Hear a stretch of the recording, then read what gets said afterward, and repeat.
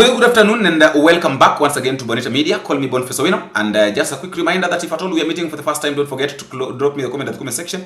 Tell me what you think, where you are watching this video from, and how these videos are reaching. If you're within the country, you can tell me which part of the country you're watching from, and if you're out of the country, tell me which country you are, or drop me a comment, drop me the flag of your country at the comment section so that I can figure it out by myself. Thank you very much, people like Lillian, Billion, guys. Thank you very much for your support.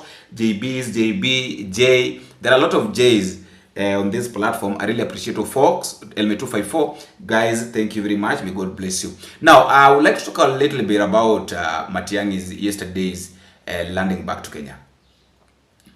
A lot has happened, a lot have been said, but I was thinking this way.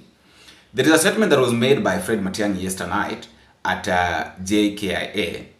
And Matiang'i said that, okay, I really appreciate you guys coming to receive me, you know. We cannot handle things by blaming people. If we keep on blaming people concerning this our country, then there is no change.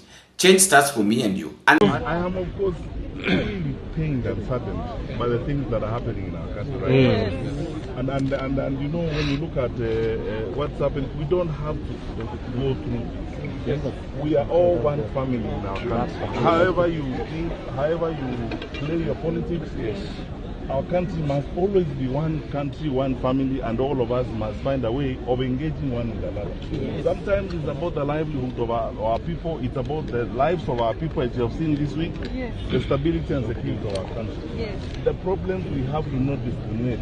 Yes. No, people are suffering, whether they are supporting the party in power or they are supporting parties out of power. The suffering and the challenges are across the board. Isn't that the reason why we should do everything we can to ensure that now we focus on the survival of our country? Thank you. And we focus on ensuring that we change the lives of our people. Yes. As for me, I want to assure you 100%. You can trust me. I am going to spend all my time on this. I want us to see how we can find solutions to the challenges that we face. Yeah, that's why you have not had me making negative statements and so on. Because as I always tell you, my brothers and sisters, negative energy has no returns. Yes. Let us focus on solutions, finding solutions to our problems. Yes. Half of our problems have nothing to do with money. They have to do with management and leadership. Yes. We are better people. We have sufficient capacity in the country to manage the country better. Amen. And let us all now cross ranks, come together, focus on solutions to the problems we face. Yes. Yes. Not the people, not the solutions. Let's focus on solutions. Na tujipange, waambie watu wetu tafadhali Gen Z, we can do as much as we want, but if we are not registering and preparing to vote, we have not succeeded. Yes. So the drive is, we register, we vote, we prepare ourselves to participate effectively and in a quality manner in the forthcoming electoral process.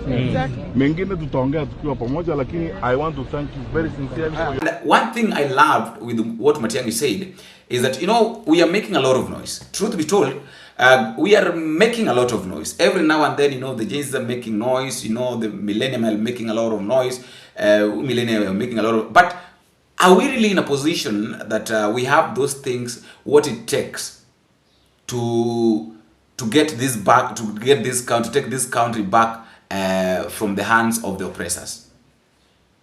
Are we really able? Like, do we have what it takes? Now, when I ask that whether we have what it takes, this is what I mean.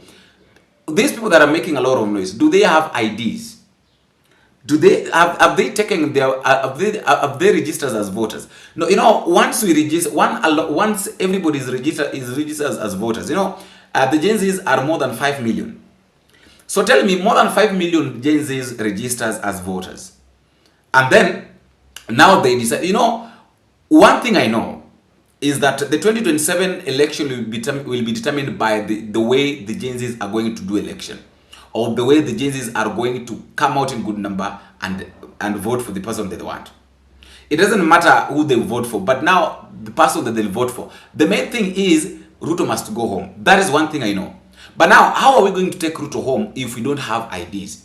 Matiang'i is asking this question, that how do we talk about, you know, we can make a lot of noise. We can shout, we can say that we want change, but if we don't have IDs, if you've not registered as voters, then our noise will be of no use.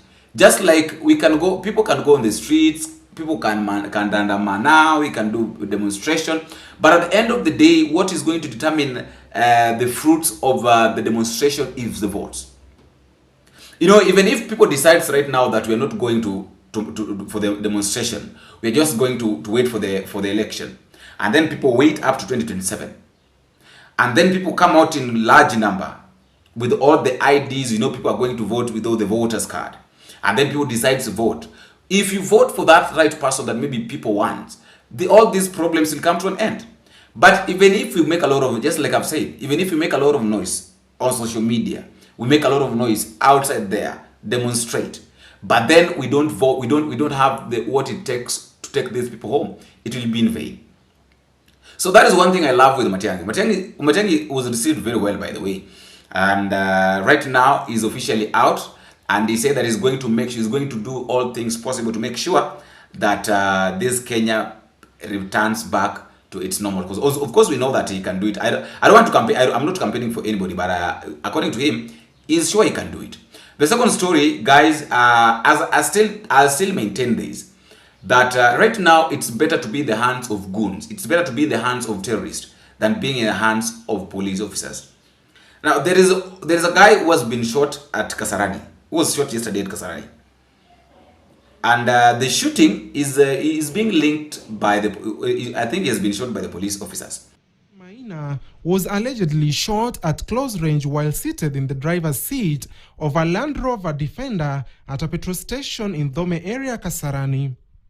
The suspect, Peter Langat, told police the gun went off accidentally during a struggle between them. He fled the scene immediately after the incident. Langat's vehicle, stained with blood, is currently being held at the Kasarani police station as a key exhibit in the case. Kasarani Sub-County Criminal Investigations Officer Alois Mboya says the bullet entered through left side of Maina's head and exited on the right. Witnesses say Maina was known to do informal liquor deliveries in the area. Although the liquor store has denied formally employing him, they acknowledge that he was a familiar face at the premises. Other people at the scene confirmed that Maina often spent time at the nearby Boda Boda stage at the liquor store where one of his close friends worked. Maina's mother, Caroline Neserian, is devastated. She says her only wish now is for justice to be served. We want justice for Austin. Yes. What kind of a boy was he, Austin? Tell us a little bit about him. I'm just thinking he's a young man who'd never hurt a fly. But he has to die in a bullet. For what reason? For what reason? Is justice for Austin. Justice for Austin. He doesn't have to die. A 24-year boy, surely.